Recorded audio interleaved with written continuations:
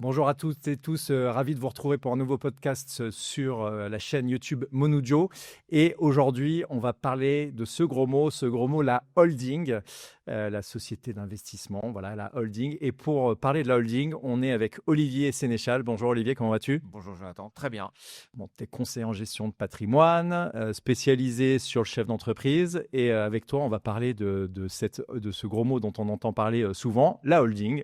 Tout le monde dit qu'il faut en avoir une, mais est-ce que finalement c'est vraiment la bonne solution? Alors avant juste de peut-être parler de ça, est-ce que tu peux te présenter en 2 mots et nous dire pourquoi finalement le chef d'entreprise c'est ton terrain de jeu? Eh bien, je suis conseiller en gestion de patrimoine, maintenant ça fait 10 ans que je dirige mon cabinet. Et pourquoi c'est mon terrain de jeu, la holding, pardon, lequel lapsus, le chef d'entreprise? Parce que c'est là où on a la palette d'outils la plus ouverte. On a toutes les problématiques de protection de la famille, de protection des revenus, de vente. Un jour, on finira normalement par céder son entreprise, partir à la retraite, et puis de la transmission. Donc c'est pour ça que c'est très intéressant, c'est parce qu'on a le terrain de jeu le plus ouvert possible. Et c'est un jeu de mécano, la gestion de patrimoine. Et donc, plus on a de terrain de jeu, plus on peut assembler de pièces différentes et se poser des questions plus ou moins tordues en fonction des cas, bien entendu. Voilà.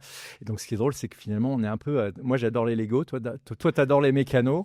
La holding, ça veut dire quoi une holding? C'est quoi une holding Alors, c'est un bien concrètement? grand mot, la holding. Ça veut dire quoi? Ça veut dire que c'est une société. La holding, c'est une société et dont le but est de détenir des titres. Soit des titres d'autres sociétés, soit des titres de placement, hein, des actions, des obligations. Enfin, on pourra rentrer dans le détail.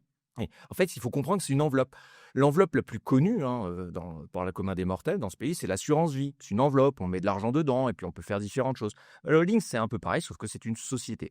Là, évidemment, le champ d'action va être un peu plus large. Et donc, c'est quelque chose d'extrêmement important déjà de mettre bien dans la tête de tout le monde. Quand on détient une holding, on est propriétaire d'une holding. Et c'est la holding qui va être propriétaire des choses que l'on met dedans. Hein, donc là, on est en train d'introduire la notion de personne morale.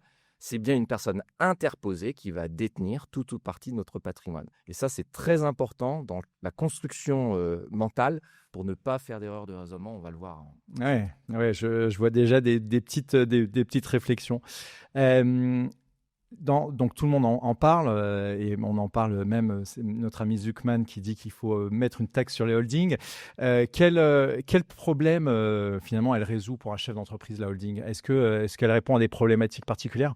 Oui, la holding, alors, elle n'a pas que des vertus, hein, d'abord. Ça, faut pas penser qu'une holding, faut pas rentrer un peu dans le délire. Soit on en a une, soit on a tout raté. Et la holding, c'est un outil. Donc, les outils, ils sont là pour certains cas. Et quand on est face à ce cas, alors c'est intéressant. Sinon, c'est une erreur. Bon. Donc quelque part, ce que tu es en train de nous dire, et tu nous le dis, on a déjà fait plusieurs podcasts ensemble, toujours partir de l'objectif, de au-dessus finalement. Quoi faire? Ouais, pourquoi faire? La holding, c'est un outil, comme tu le dis. Ça ne va pas me rendre plus heureux ou moins heureux d'avoir une holding. Ce qui va me rendre potentiellement plus heureux, c'est de réussir à faire ce que je veux faire de ma vie et de mettre mon patrimoine à mon service et pas en être esclave. Si pour ça, j'ai besoin d'une holding, alors dans ce cas-là, la holding, c'est formidable. Mais ma réponse à moi n'est peut-être pas la réponse de mon voisin. Ça, c'est très important. Il y a des questions de chiffres, on verra. Puis il y a des questions de certaines problématiques. En général, pour les chefs d'entreprise, là où c'est quelque chose qui peut être intéressant, la holding, c'est par rapport à la transmission ou même à la cession de l'entreprise. Pourquoi? Parce qu'on comprend bien que si je possède une entreprise, je suis plombier et j'ai une entreprise de plomberie et je veux la vendre, le jour où je vends, je vais payer la plus-value dessus. Tant mieux pour moi. Ça veut dire que j'ai fait grandir une société qu'elle vaut plus cher à la fin qu'au début. Mais peut-être que ce n'est pas pertinent dans mon cas de percevoir le produit de la vente directement. Et dans ce cas-là, je vais pouvoir transférer mes titres de ma société de plomberie dans une holding. Et c'est cette holding qui, un jour, va céder l'entreprise de plomberie. Et là, il y a des mécanismes différents d'imposition. C'est-à-dire que je peux encapsuler l'argent de ma société dans la holding et c'est la holding qui va réinvestir.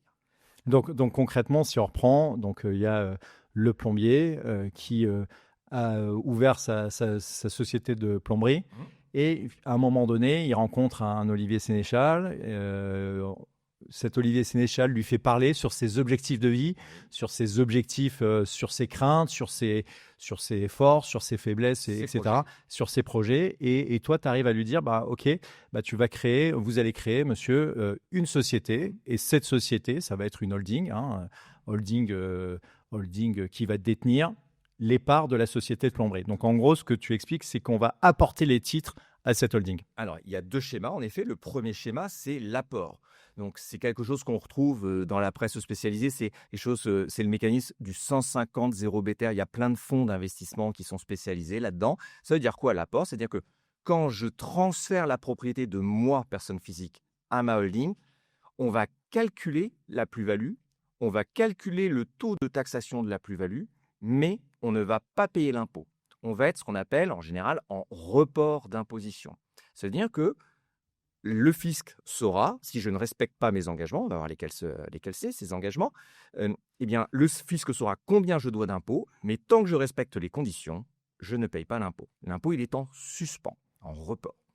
La règle, c'est quand j'apporte, eh bien, si pendant au moins 3 ans, la holding continue à détenir l'entreprise de plomberie, pendant 3 ans, et le jour où elle vendra, je ne paierai toujours pas l'impôt. Mais attention, le jour où la holding a vendu l'entreprise de plomberie, c'est la holding qui récupère l'argent de la société. Je ne peux pas partir en vacances avec. Si je veux partir en vacances avec, il faut que soit je me verse une rémunération, soit que je me verse un dividende. Ouais, donc, soit je me paye un salaire, soit je me paye un dividende. Et, Voilà. le dividende, il est taxé à la flat tax. Pour le moment, 31,4%. Pour le moment. Pour le moment. Pourquoi tu rigoles? Parce que s'il y a bien une chose qui est incertaine dans ce bas monde, et en particulier dans ce pays, c'est la fiscalité.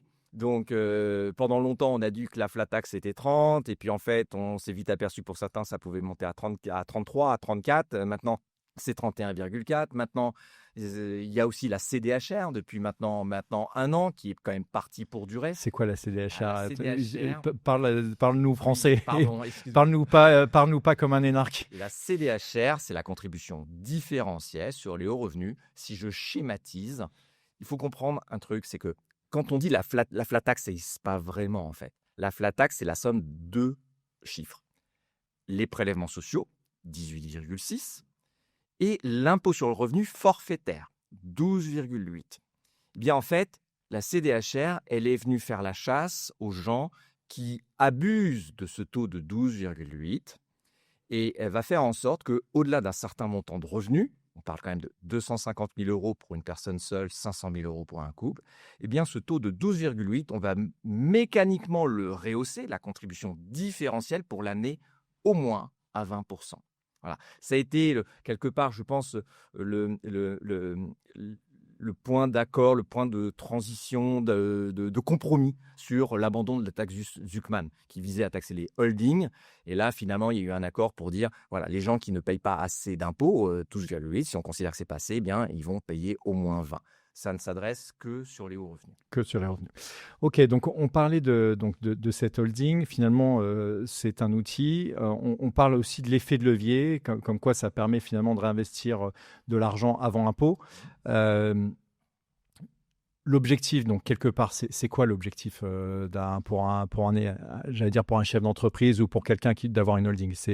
On va prendre des chiffres un peu ronds pour que ça parle un peu à tout le monde.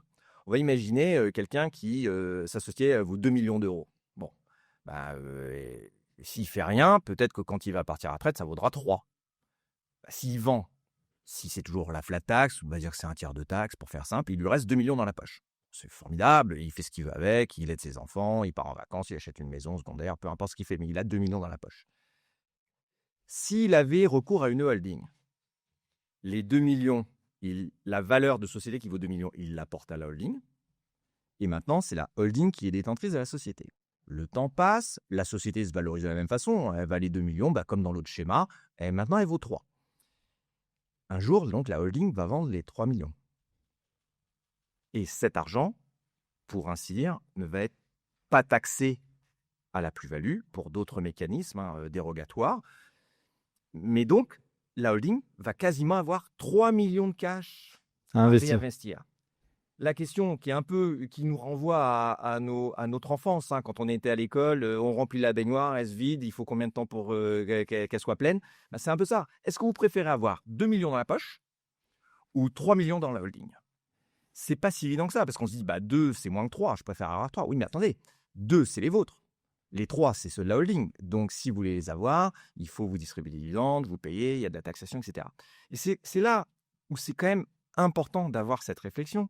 Parce que avoir une holding à tout prix, en fait, ça ne marche pas très bien si l'argent qu'on est en train de mettre dans la holding, on est sûr d'en avoir besoin. Ouais, c'est ça. Il faut se dire à un moment donné, j'ai besoin d'acheter ma résidence principale, une plus grande, si j'ai envie d'avoir une résidence secondaire, faire plaisir à mes enfants, ma famille et tout. Et c'est pour ça qu'il faut voir le patrimoine comme un ensemble. C'est-à-dire que si on est focalisé sur l'entreprise du chef d'entreprise et sa holding, à mon avis, on a raté la réflexion. En fait, c'est un élément du patrimoine. C'est quoi ses autres revenus? C'est quoi son patrimoine? Est-ce qu'il a un héritage ou pas? Et en fait, c'est du coup, quelle proportion ça représente? Si la proportion est immense et qu'on sait qu'on va devoir taper dedans, faut peut-être pas tout apporter à la holding, faut peut-être faire un mix, en apporter un peu. Ouais, j'allais te poser la question. C'est possible de faire un mix, de se dire finalement, sur 100% de ma société, il y en a une partie que je conserve à titre perso et puis une autre partie que j'apporte à la holding. Rien ne l'interdit. Rien l'interdit et c'est même des fois très sensé. Et je rajouterais même une troisième option. Non pas apporter à ma holding, mais je peux lui vendre une partie. Donc là, c'est ce qu'on appelle les OBO, les Own Buyout. Oui, il y a le LBO d'un côté, il y a l'OBO. Ouais. Donc là, ce sont des mécanismes un peu plus complexes, mais qui fonctionnent très bien. Mais c'est comme tout, attention, quand moi, je vends une société qui m'appartient à une autre société qui m'appartient, on comprend bien que je suis des deux côtés de la barrière. Donc là, il faut être carré, il faut vendre les choses à leur juste prix. Oui, de la bonne façon. Il y a la valeur réelle du marché. Il faut se faire accompagner sur le sujet. C'est pas. Ah oui, c'est pas genre à la one. Des valorisations sur un coin de table. Ouais, ça, finalement, tu anticipes un peu une question parce que toi comme moi, on travaille depuis longtemps à gestion de patrimoine, on accompagne des clients en commun. On a vraiment cette philosophie de ceinture, bretelle, parachute et de jamais finalement traverser la ligne blanche. Pourquoi tu as cette envie-là? Et moi, je compléterai avec mes propos aussi. Alors, pourquoi? Alors, pour pas mal de raisons. Et j'ai beaucoup de clients, quand je discute avec eux au départ, ils me disent « Oui, mais bon, Olivier, il y a quand même un peu la règle du pas vu, pas pris. » Et je rajoute toujours, n'oubliez pas l'article 2 de cette règle qui est prix pendu. Donc ça, faut pas oublier que, ça se passe pas toujours très bien. La deuxième chose, c'est que personnellement, l'une des choses les plus précieuses que je possède, c'est la qualité de mon sommeil. Et je ne suis pas prêt à faire n'importe quoi pour des choses qui vont faire que je vais perdre ce sommeil. Donc, il faut quand même faire attention. Et puis, s'il y a bien un truc qu'il faut avoir en tête, c'est que le fisc, et c'est son rôle, contrôle, surveille. Et ce sont des gens qui sont loin d'être idiots, qui sont formés, qui ont des outils. Et donc, les choses caricaturales, évidemment, ça se voit comme le nez au milieu de la figure. Et qu'est-ce qu'on peut raconter, mis à part qu'on a essayé de frauder? Et les tentatives de fraude sont lourdement sanctionnées. L'erreur est discutable, mais la fraude manifeste est lourdement sanctionnée. Donc, il faut faire attention. J'avais mon professeur de droit qui me disait si vous pouviez vous abstenir d'avoir votre nom sur un arrêt de jurisprudence, vous m'enverriez ravi. Bon, j'essaie d'appliquer cette analyse. Ouais, voilà, c'est important. Et puis bon, derrière, on peut le dire, nos impôts, ils servent quand même à faire fonctionner le pays, à faire tourner des hôpitaux, des écoles, même si c'est pas parfait dans le fonctionnement, mais c'est un autre débat. Oui. Voilà. Ok, donc on a commencé un peu à esquisser finalement ce sujet de la holding. Il y a cet effet de levier. Alors, est-ce qu'on peut un peu expliquer, peut-être revenir un peu sur qu'est-ce qu'on peut mettre dedans?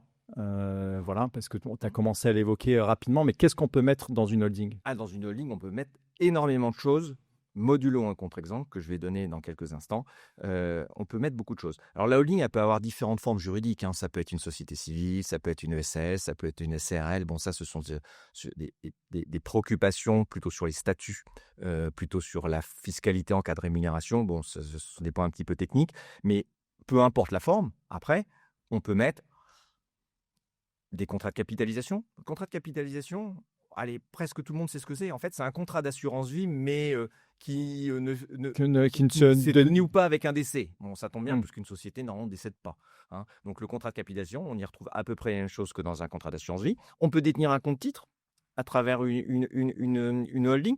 Qui dit compte titre dit actions, obligations, OPCVM. ETF.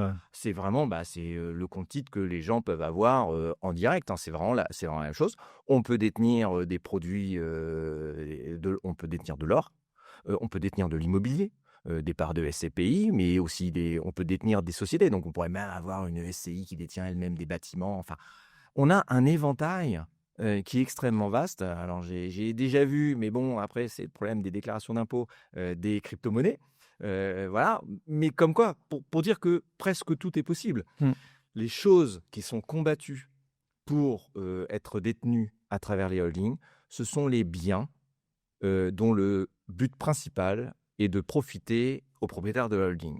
C'est ça la taxe sur les holdings, ce qui est resté de la taxe Zuckman, c'est les gens qui mettent dans leur holding une villa qui vaut des millions, un bateau qui vaut des millions, etc. On sent bien que c'est pas tout à fait qu'un investissement, c'est aussi pour ses vacances, etc. C'est ça qui est combattu. Mais après, mais est-ce que par exemple, alors si on prend par exemple le cas des bateaux. Est-ce qu'on pourrait se dire, si par exemple, tu as ta holding, tu remets une société qui détient le bateau, et ce bateau, tu le loues de façon régulière, etc., à des gens en externe, et tu te le loues aussi à toi-même, dans des conditions normales. Dans des conditions normales. Alors, les conditions normales, peut-être que tu vas te faire 20% de réduc, si tu veux, parce que tu ne vas pas passer par la plateforme pour le faire. Et finalement, ce sera les conditions normales. Est-ce qu'il y a un risque là-dessus ?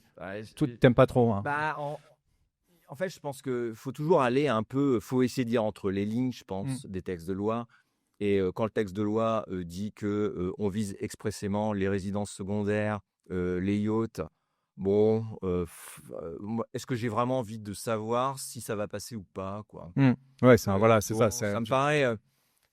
Moi, j'ai pas envie de donner le bâton pour me faire battre. Je veux dire, le système est suffisamment complexe pour des fois, on pense bien faire et c'est quand même pas évident. Et puis, il y a un autre truc, c'est que il y a tellement d'outils dans ce pays pour transmettre. Il y a tellement. Moi, des fois, il y a des gens qui viennent à moi. Finalement, c'est presque la France, c'est à la fois un enfer fiscal, mais c'est aussi un paradis fiscal. En fait, de complexité. Voilà, je pense que le sujet, c'est ça.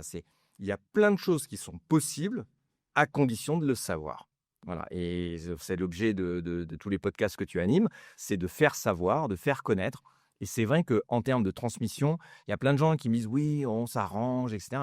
Et je vois, il y a plein de dispositifs légaux qui n'ont pas été mis en œuvre. Pourquoi faire des choses illégales alors déjà, pourquoi faire des choses illégales ? On pourrait déjà se poser la question. Mais quand je rajoute, alors qu'il existe plein de choses légales. Ah, c'est ça. C'est quelque chose qui m'échappe. Ça t'arrive souvent on va dire, sur 10 audits patrimoniaux, tu arrives à dégoter combien de choses légales à chaque fois ? Au moins une ou deux ? Oui, et puis globalement, les gens, je dirais, il y a un peu deux catégories de personnes. Hein. Il y a une infime part qui triche et elle en a conscience. Mais je trouve, de mon expérience, c'est une infime part. Après, il faut essayer de les remettre dans le droit chemin ou alors on ne peut pas travailler ensemble. Et puis, l'écrasante majorité, en fait, c'est une majorité qui, par ignorance, en fait, va payer plus. Je le vois beaucoup sur les déclarations d'impôts. Des gens qui payent trop d'impôts sur le revenu parce qu'ils ignorent qu'ils ont droit à ci ou ça. Oui, parce qu'ils déclarent mal en fait. Donc ça veut dire d'un autre côté, à leur décharge. Moi, il se trouve que sur Meilleur SCPI, j'ai des clients qui sont finalement qui travaillent aux impôts et qui me disent que eux-mêmes ils ont des difficultés à appliquer le droit. Donc ça c'est quand même absolument génial et finalement ils sont de bonne volonté. Et moi je rajouterais que ça m'est déjà arrivé par erreur de mon côté de faire sur ma déclaration quelque chose qu'on n'avait pas bien déclaré. L'inspecteur s'en est aperçu. Il a tout de suite vu qu'on était coopérants, qu'on voulait bien faire les choses. Ça s'est super bien passé. Il a super bien fait son job. Oui, j'ai été rattrapé, mais c'était normal. Et on peut aussi avoir finalement un échange humain avec son inspecteur. Totalement. Voilà. Et peut-être un bon conseil à donner, c'est que finalement, il faut se mettre à la place de l'inspecteur pour savoir si on est dans la bonne direction ou pas. Déjà, ça donne un peu des indications. Bien sûr. Voilà. Et c'est pour ça que je pense qu'il faut pas trop dévier de la voie centrale. Il y a déjà tant de choses à faire. On a parlé un peu des produits. On s'est dit que on pouvait faire pas mal de produits. Peut-être avant de faire la remontée de dividendes, de dire comment on remonte les dividendes, comment ça se passe dans la gestion, peut-être une holding au quotidien parce que c'est important de le dire, c'est pas, on fait pas ça sur son coin de table. Oui, alors il existe, je vais être obligé de le dire, il existe 2 types de holding, hein, les holdings animatrices, les holdings passives. L'écrasante majorité, ce sont des holdings passives. Ça veut dire quoi, hein? Ça veut dire que ce sont des sociétés dont le seul et unique but, c'est de détenir des titres d'une société qui est elle-même opérationnelle ou des actifs, hein. C'est ça que ça veut dire une holding passive. C'est 98% de ce qu'on croise. Hem, Comment ça vit? Bien, ça vit comme une société. Ça veut dire qu'elle a un bilan, un compte de résultats et à minima une assemblée générale annuelle. C'est aussi simple que ça. C'est-à-dire qu'on doit avoir un expert Un expert comptable. capable de la faire soi-même, la comptabilité, de déposer ses comptes, hein. Et de quoi vit-elle, cette holding? Ben, elle vit des titres qu'elle détient. Tu l'as dit, un des exemples, ça va être ma fameuse société de plomberie, là. Si à la fin de l'année, elle a fait 200 000 euros de résultats, eh bien, comme dans toute société, je peux choisir de distribuer ce résultat sous forme de dividende. Et dans ce cas-là, au lieu d'aller dans ma poche à moi avant quand je la détenais, sa société, ce dividende va remonter dans la structure de tête, cette holding, les 200 000 euros, avec un régime particulier qu'on Le appelle régime Murphy. Murphy, qui permet de ne pas taxer une première fois l'impôt sur les sociétés dans la société Puis une foncière, deuxième. puis une deuxième fois, il y a un petit frottement fiscal qui est de 1,25%. Ah bah c'est forcément l'État se met un petit morceau dans la poche. Voilà, mais ça vous permet, en contrepartie, d'avoir du cash qui remonte au niveau de la holding. Et là, la holding peut faire ce qu'elle veut. Ce qu'elle veut. Ouais, Peut-être c'est distribuer un dividende à vous si vous avez besoin de sous, ou peut-être réaliser un investissement, acheter des actions ou acheter un bâtiment, que sais-je encore.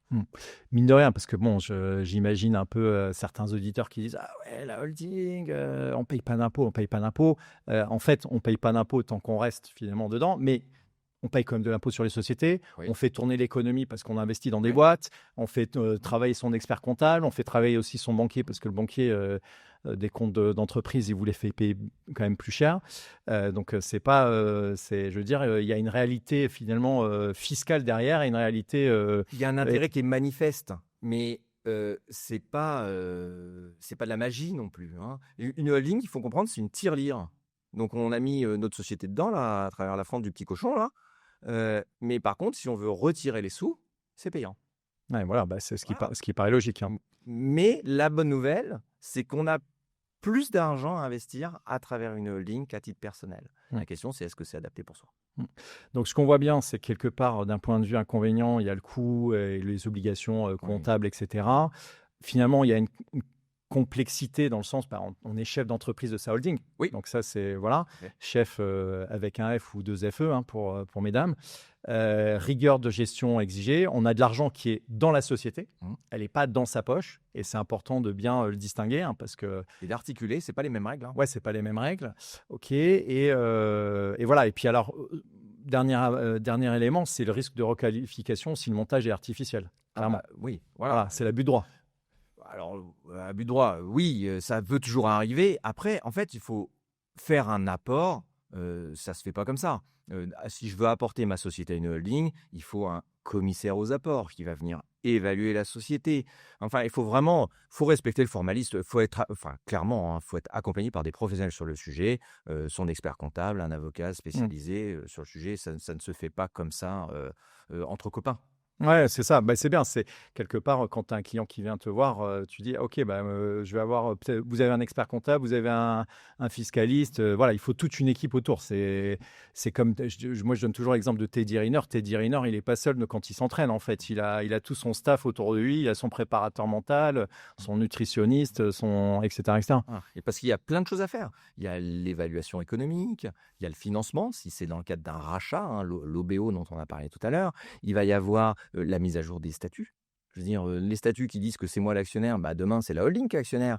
Donc il faut modifier les statuts, il faut publier dans un journal l'annonce légale, mettre à jour le greffe, etc. Enfin, tout ça, ça se fait parce qu'à un moment, faut pas tomber dans le truc le plus bête, à savoir, en fait, on a fait quelque chose, mais en fait, ça n'existe pas, ça n'existe que dans notre tête.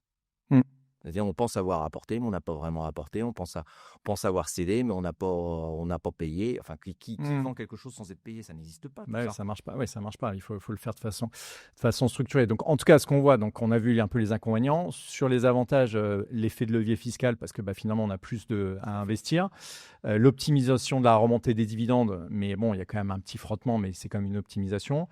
La mutualisation et pilotage de plusieurs activités. Finalement, tu as ta holding, derrière, tu peux avoir plusieurs investissements. Tu peux te dire, OK, je vais accompagner des petits jeunes qui montent une start-up, mettre un billet chez eux, voilà, être OK. Et puis, il y a aussi le sujet de la transmission. Alors, j'aimerais bien qu'on l'évoque un peu, ce sujet de la transmission au niveau de la holding. Est-ce que voilà, il y a un intérêt ou pas?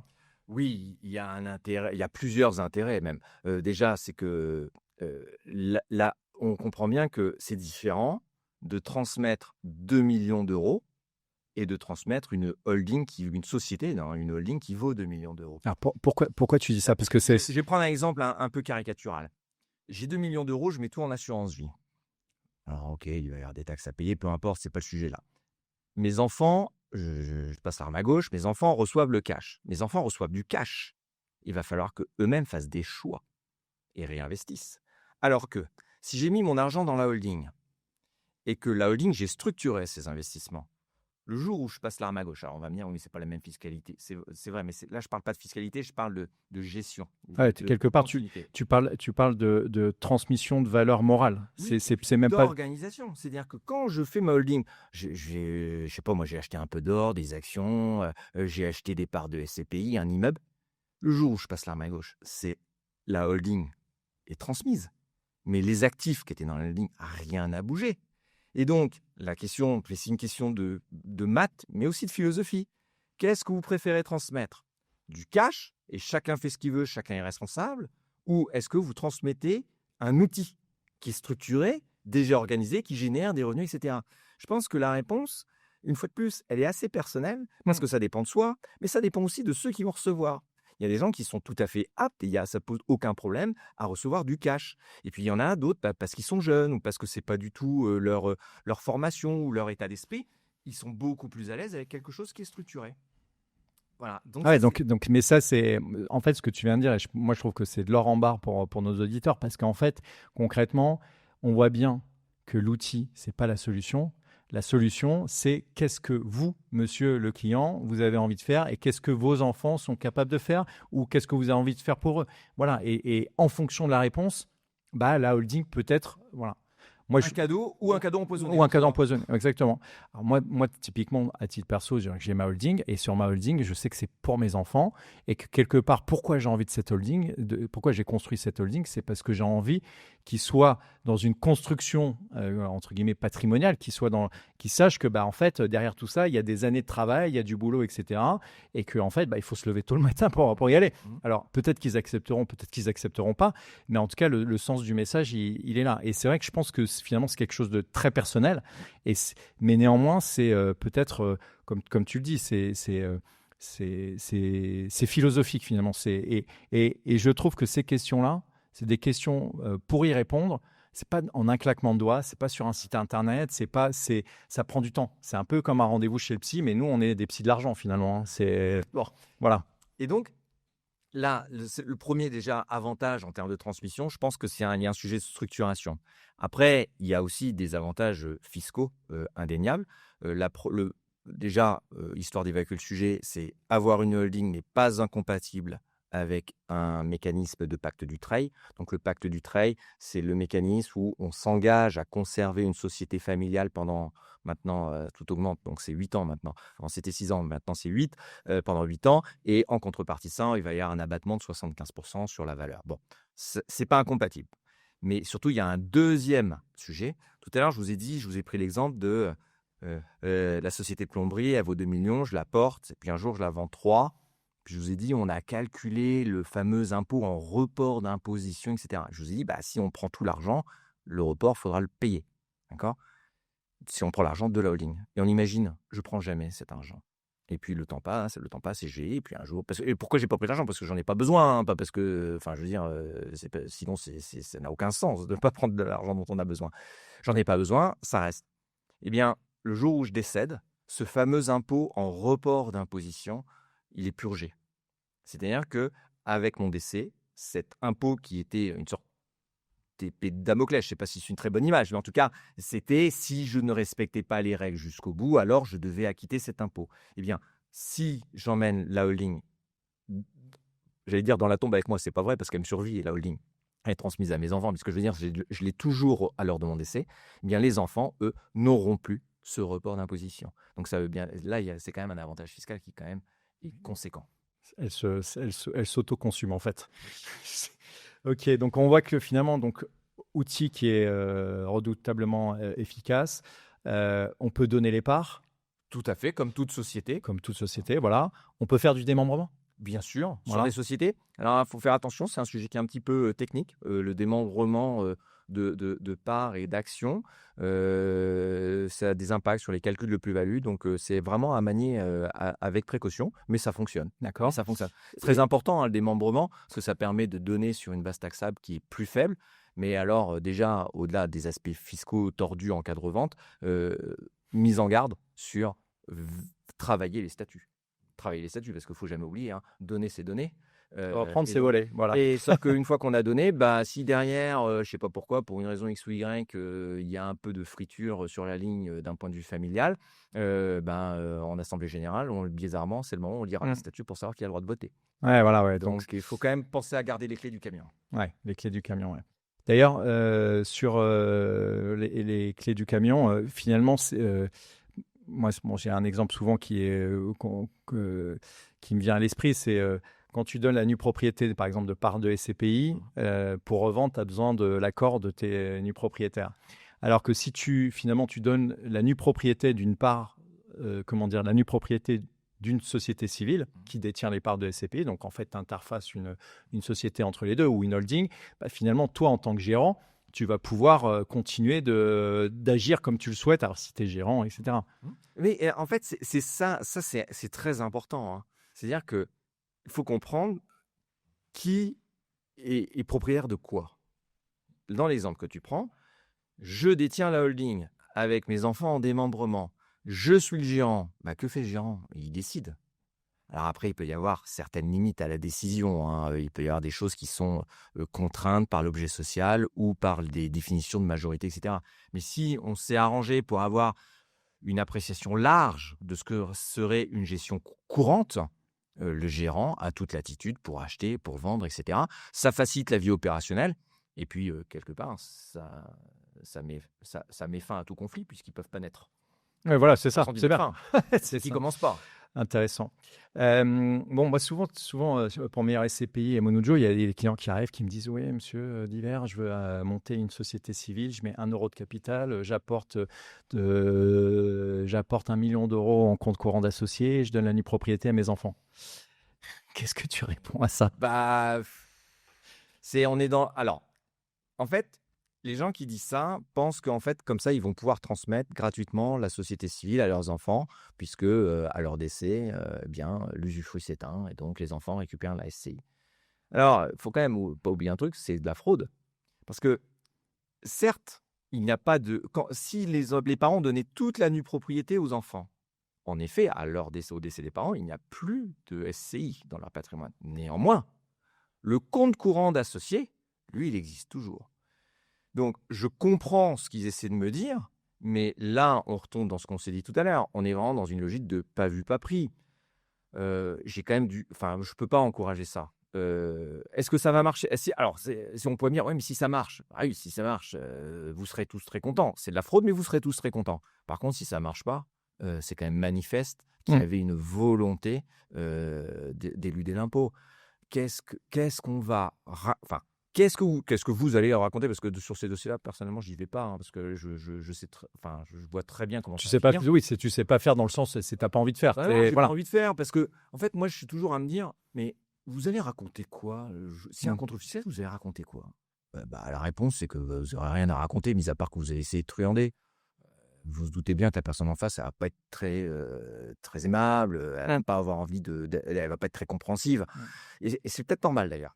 Donc voilà, donc je pense qu'il faut... Donc quelque part, finalement, dans le bon sens, c'est dire, voilà, moi, alors, si un épargnant structure une holding, il faut qu'il y ait une réalité, il faut qu'il y ait du bon sens, en fait, finalement. C'est du bon sens, Comme souvent. j'allais dire du bon sens paysan, en fait. Hein. Et l'histoire du compte courant, quelqu'un qui me dirait, je vais faire ça, j'apporte en compte courant, mais au fur et à mesure des années, parce que je sais pas, moi j'ai 50 ans, je vais aller taper dans le compte courant, la SCI va me le rembourser. Mais là, il n'y a pas de problème.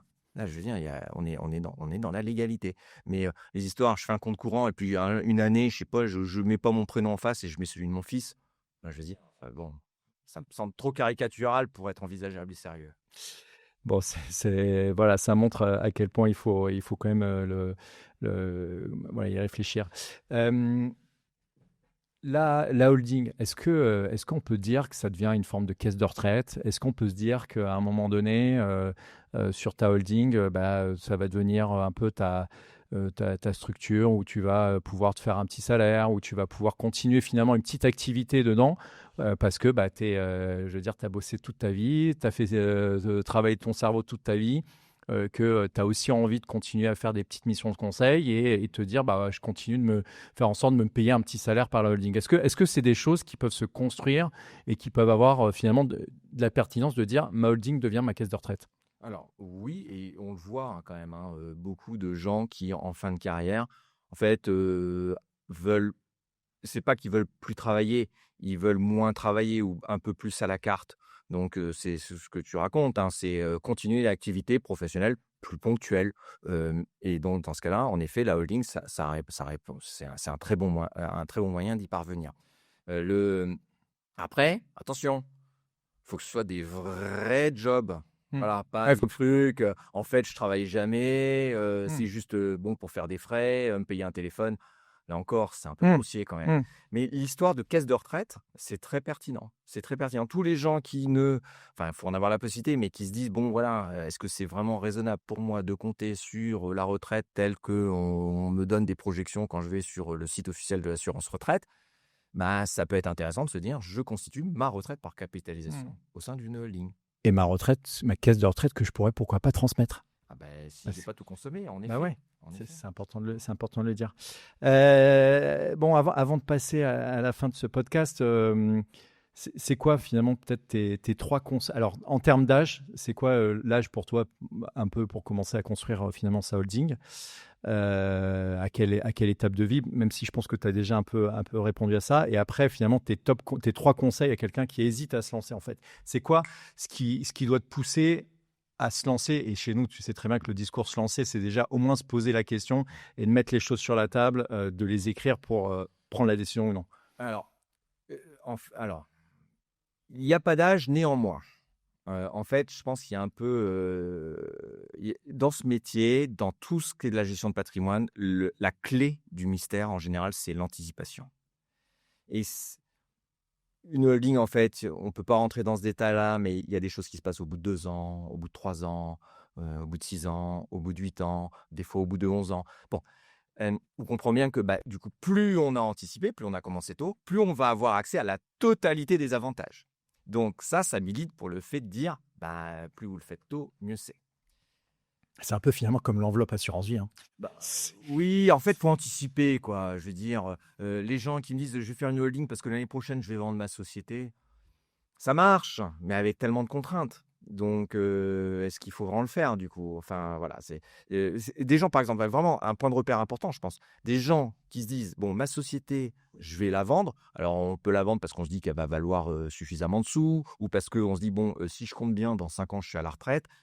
Heu, les gens qui sont dans une logique de cession, c'est vraiment important qu'ils aient en tête, la holding doit être créée, de manière, et posséder les titres au moins 3 ans avant la cession. Voilà. Là, c'est la levée des contraintes déjà. C'est déjà pas mal la levée des contraintes. On fait ce qu'on veut après dans la holding. On n'est pas obligé de faire des trucs sur un pied, à cloche-pied, etc. Voilà. Donc ça, c'est important. Le deuxième, c'est qu'il faut qu'il y ait une logique économique.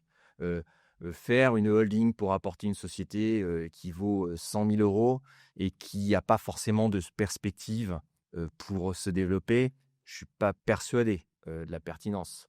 Parce que la holding, elle va avoir un coût de fonctionnement. Ouais, puis j'allais dire, il y a des coûts fixes. Ouais, il y a des coûts fixes. Il y a le coût aussi de structuration, de se dire, OK, je me pose. Et puis tous les ans, l'alias, tous les ans, les déclarations, tous les ans, le juridique, etc. Donc, il y a quand même soit une valeur minimum future, soit déjà une belle valeur actuelle. Mais voilà, après, c'est très personnel, hein, combien ça vaut. Mais moi, j'imagine pas beaucoup des holdings qui pourraient avoir du sens si on apportait, allez, en tout cas, en dessous de 500 000 euros, je pense qu'il faut même pas y réfléchir. À 1 million, voilà, ça commence Avoir de la taille. ouais, ça commence à avoir de la taille. Parce qu'on peut absorber les coûts fixes. Enfin, je veux dire, Mm. au bas mot, on va avoir quoi? On va avoir vite 3 000 euros de coûts fixes annuels, minimum. Bon, bah, on voit bien que 3 000 euros sur 100 000, c'est 3%, hein. C'est les 3 premiers pourcents de rendement, ils sont déjà asséchés par la structure. Bon, sur 1 million, on a un peu plus de marge de manœuvre. Mm. Et donc, du coup, tes conseils, donc finalement, c'était un peu tes conseils pour la personne qui hésitait à se lancer. Est-ce que tu as une idée reçue sur la holding que tu aimerais finalement définitivement casser? Parce que je pense qu'on entend à boire et à manger sur la holding. Est-ce qu'il y a finalement un peu une martingale qu'on entend tout le temps et Légende urbaine. Ouais, une légende urbaine, voilà. Oui, et honnêtement, moi, ça a été des déceptions, des fois, difficiles à vivre en entretien, hein. Des gens qui ont fait qui ont fait des holdings et qui pensent qu'ils ont des fois des belles sociétés, hein, et c'est surprenant parce qu'on se dit: «C'est pas possible», quelqu'un leur a forcément dit. Les gens qui apportent une société à 5 millions d'euros, dans la holding, ils respectent les délais et cetera et puis ils vendent et ils pensent qu'ils ont 5 millions d'euros pour, vivre comme ils entendent, quoi. Ils comprennent pas, en fait, que c'est la société qui possède 5 millions d'euros. Et ce que s'ils veulent accéder aux 5 millions d'euros, bah, il faut qu'ils assez, il faut acquitter l'impôt, etc., etc. Et ils vous regardent en disant, mais du coup, pourquoi on a fait ça? Alors, moi, je sais pas parce que j'étais pas là à l'époque, mais en tout cas, il faut vraiment, ça, c'est vraiment le truc que j'aimerais que tout le monde l'ait en tête, c'est l'argent de la holding appartient à la holding. Et on est dans un système fiscal qui est ce qu'il est, mais il est simple à comprendre. Dès que l'argent change de main, alors il est taxé. Si l'argent est dans la holding, que vous voulez le mettre dans votre poche, il est taxé. Ça a beau être vous le propriétaire de la holding, ça ne change rien. C'est la holding qui est propriétaire de l'argent, c'est pas vous. Vous êtes propriétaire de parts de société. Ça n'a rien à voir. Donc ça, c'est vraiment quelque chose qu'il faut vraiment garder en tête. Ça peut sembler simple comme idée, mais vous seriez surpris du nombre de fois où je peux entendre ça. Ouais, j'allais dire, c'est chaud. C'est chaud. C'est chaud. Oui, parce que ça génère beaucoup de déception. Ouais. Ça génère beaucoup de déception. Et ça montre aussi à quel point, finalement, il faut être dans du mix finalement fiscal, mix de détention et de ne pas être 100%, de ne pas être dogmatique sur, comme diraient des youtubeurs, ah, t'investis tout en LMNP. Bah, manque de bol, avec le changement de la loi LMNP, ils sont plutôt mal, ces investisseurs-là. Voilà. En fait, ce qu'il faut comprendre, c'est que, alors moi, il y a un truc que je sais, c'est que je ne sais pas ce qui va se passer.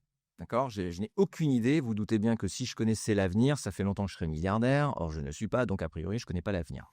Je pense qu'il faut souvent se faire cette petite remarque quand on écoute certaines personnes. Moi, ce que je pense, du coup, c'est comme je ne sais pas ce qui va se passer, je me dis qu'il faut que je garde des marges de manœuvre. Il faut que je me garde, pas toutes les options ouvertes, mais en tout cas plusieurs options, que je sois capable de me dire, en ce moment, il faut plutôt que je prenne là, parce que le contexte est comme ça, alors je vais plutôt prendre de l'autre côté. Voilà. Donc, mixer un bruit, il faut avoir tout dans sa holding. Bon, je ne suis pas certain que ce soit une idée géniale. Voilà. Faut toujours en avoir à titre perso. C'est comme si quelqu'un disait, bah, je mets tout en assurance vie. Il y a peut-être des cas où c'est pertinent, mais je pense qu'ils sont extrêmement rares. Je mets tout chez un assureur vie. Ouais, pourquoi pas, oui, mais ça simplifie les choses. Ouais. Ça le mérite. Oui, ça le mérite, mais bon, ça répartit ton risque sur un seul assureur vie. Oui, et puis... c'est pas du bon sens. Plus on a d'outils, bah, plus on fait des réponses fines.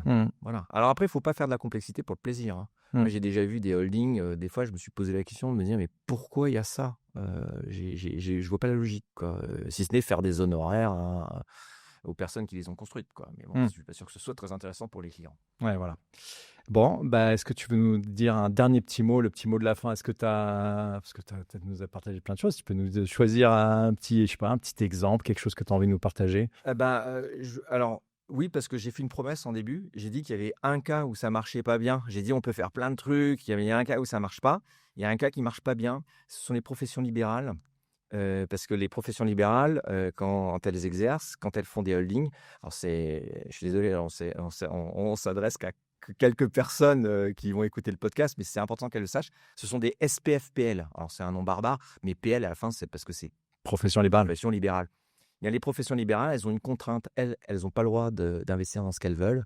Elles n'ont le droit d'investir que dans des produits de trésorerie, des comptes à terme. Hein, c'est bon, faire une holding pour investir dans des comptes à terme, ça peut se discuter. Ou alors uniquement dans des activités qui ont un lien direct avec leur exercice libéral. C'est-à-dire qu'un pharmacien n'a le droit d'investir que dans des pharmacies. Ouais, ou acheter les murs de sa pharmacie. Voilà. Ouais. Donc on sent bien que ça peut créer des déceptions. Et j'ai été confronté des fois à ce cas-là, où des gens viennent avec une SPFPL et me disent, voilà, on a le link, maintenant on a du cash, on voudrait diversifier les investissements. Et la réponse, c'est illégal. Enfin, on peut le faire, mais c'est illégal. Donc On peut pas le faire. Voilà. C'est pas parce que ça ressemble à une mauvaise idée. Donc, en fait, comme dans tout dans ce métier, le diable est dans le détail. Donc, c'est pas parce que votre voisin il a une holding qu'il vous en faut une, et le contraire également. Donc, il faut à chaque fois ramener ça à soi-même, son cadre de vie, son cadre familial, son panorama financier, sa culture. Ouais, sa culture économique, sa Exactement. culture, et puis aussi un peu sa philosophie. Aussi. Voilà, il faut absolument contextualiser la réponse. Bon, c'est le mot de la fin. Merci infiniment, Olivier. On va dire à nos auditeurs qui peuvent te contacter en direct sur ton site internet OSL Conseil. On mettra dans les commentaires de la vidéo le lien. Merci beaucoup. On se dit à très vite. Et merci à toutes et tous de nous avoir suivis sur la chaîne YouTube de Monujo. On espère qu'on vous retrouvera très prochainement. Si vous avez des questions, n'hésitez pas, on y répondra aussi. Et vous voyez, que la holding, c'est peut-être pas pour tout le monde, c'est peut-être pour certains d'entre vous, et on espère qu'on ira apporter un éclairage pertinent et toujours un peu plus de pédagogie financière, parce que c'est ça finalement la clé pour vous, c'est de pouvoir vous y connaître un peu plus et de décider à bon escient. À très bientôt sur notre chaîne. Ciao.